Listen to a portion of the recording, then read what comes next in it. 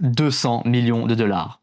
C'est le prix que le Pentagone est prêt à payer pour qu'une intelligence artificielle prenne des décisions de vie ou de mort sans supervision humaine. Et quand l'entreprise derrière cette intelligence artificielle dit non, le Pentagone l'a menacé. En juillet 2025, Anthropic, les créateurs de Claude, ont signé un contrat de 200 millions de dollars avec le département de la défense américaine. Claude devient la première IA déployée sur le réseau classifié du Pentagone grâce à un partenariat avec Palantir. Mais Anthropic pose deux conditions. Premièrement, ne pas utiliser l'IA pour la surveillance de masse des citoyens américains.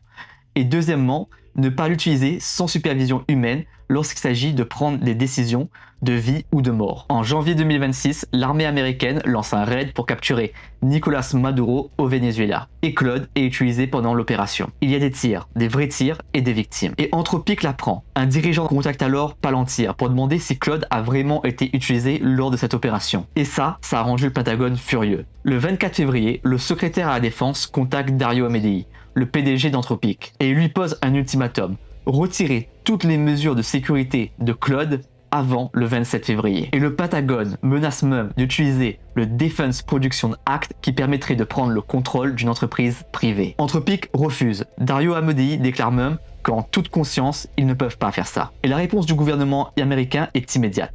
Trump ordonne immédiatement l'arrêt de l'utilisation des services d'Anthropic par toute l'administration américaine. Le secrétaire à la défense met Anthropic sur la liste noire.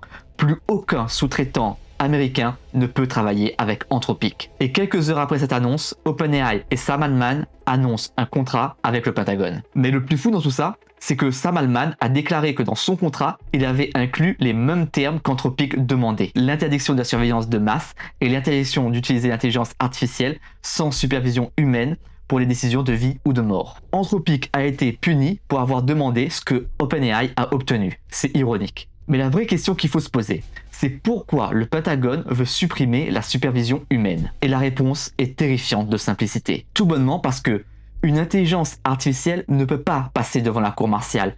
Une intelligence artificielle ne peut pas être accusée de crimes de guerre. Et c'est peut-être ça le vrai objectif. Pas l'efficacité, pas la rapidité, mais l'impunité.